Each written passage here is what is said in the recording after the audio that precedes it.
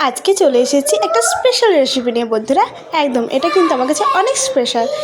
আজকে বানাবো কচু ভর্তা। একদম ঠিক শুনেছো বন্ধুরা, আজকে বানিয়ে নিয়েছিলাম কচু ভর্তা। এই রেসিপিটা থাকলে কিন্তু আর অন্য কোনো কিছুর প্রয়োজন পড়বে না।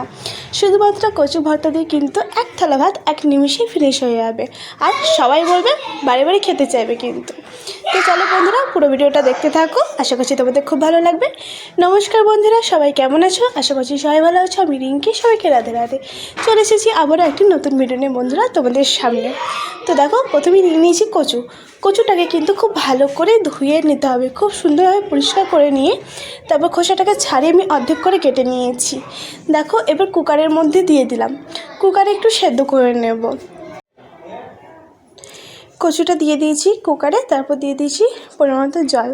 ব্যাস, এবার ঢাকাটা বন্ধ করে দিয়ে আমি ওই 3 থেকে 4টে সিটি মেরে নেব। চলো বসিয়ে দিই কুকারটা। আর দেখো, এদিকে নিয়েছি পেঁয়াজ, কাঁচা লঙ্কা আর রসুন। পেঁয়াজটাকে কুচিয়ে নিয়েছি দেখো, আর কাঁচা লঙ্কাটাকেও ছোটো ছোটো করে একদম কুচিয়ে নিয়েছি। রসুনটা বেশ থেতো করে নিয়েছি, একদম মানে পুরো থেতোও না আবার গোটাও না সেরকমভাবে। আর নিয়েছিলাম দেখলে শুকনো লঙ্কা আর জিরে। দেখো, কচুটা কিন্তু খুব সুন্দর করে সেদ্ধ হয়ে গেছে। এদিকে কড়া বসিয়ে দিয়েছি, কড়াটা বেশ ভালো করে গরম করে নেব আগে। কড়া গরম হয়ে গেছে, দেখেছো সর্ষের তেল দিয়ে দিয়েছি। তেলটা গরম হয়ে গেলে আগে ফোড়নের জন্য দিয়ে দিয়েছি রসুনটা বেশ ভালো করে লাল লাল করে ভেজে নেব। তো রসুনটা ভেজে নিচ্ছি আমি গ্যাসের ফ্লেমটা একদম স্লো করে।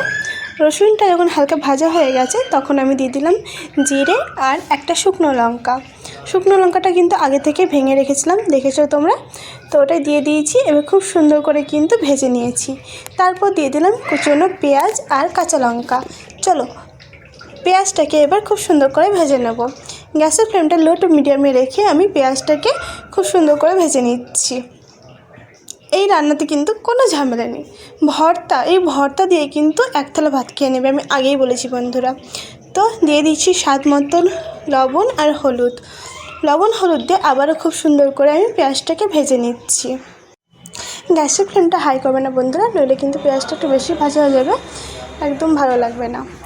খুব বেশি ভালো হলেও কিন্তু ভালো লাগে না, মিডিয়াম ভাজতে লাগবে। তো পেঁয়াজ ভাজা হয়ে গেছে, এবার দিয়ে দিয়েছি সেদ্ধ করে রাখা কচু।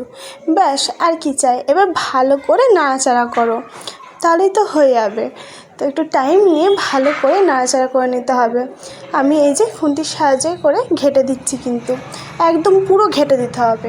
পুরোটাই ঘেঁটে দিয়ে ভালো করে নাড়াচাড়া করে নিতে হবে, অনবরত নাড়া দিতে হবে বন্ধুরা, একদমই থামা যাবে না কিন্তু, নইলে ভর্তা কড়াতেই লেগে যাবে। তো দেখো, খুব সুন্দরভাবে কিন্তু ঘেঁটে দিচ্ছি, একটু গোটা ভাব যেন না থাকে সেইভাবে কিন্তু ঘেঁটে দিতে হবে। তো আমি খুন্তির সাহায্যে কিন্তু করে ঘেঁটে দিচ্ছি, একটু টাইম লাগবে কিন্তু খুব সুন্দর করে কিন্তু ঘেঁটে নেবে বন্ধুরা। কচু ভর্তা আমার তো ভীষণ প্রিয় বন্ধুরা, তোমাদের কেমন লাগে বলো। তো দেখো, খুব সুন্দর করে নাড়াচাড়া করে নিয়েছি। এবার দিয়ে দিয়েছি ধনেপাতা। ব্যাস, একদম শেষ পর্যায়ে চলে এসেছি আমরা। আবারও একটু ভালো করে নাড়াচাড়া দিয়ে নিচ্ছি। একটু ভালো করে নাড়াচাড়া দিয়ে নিলে কিন্তু কমপ্লিট হয়ে যাবে আমাদের কচু ভর্তা। তো চলো, একদম কমপ্লিট হয়ে গেছে, এবার নামিয়ে নিই। তো দেখো, নামিয়ে নিয়েছি, কতটা লোভনীয় লাগছে তাই না বলো বন্ধুরা।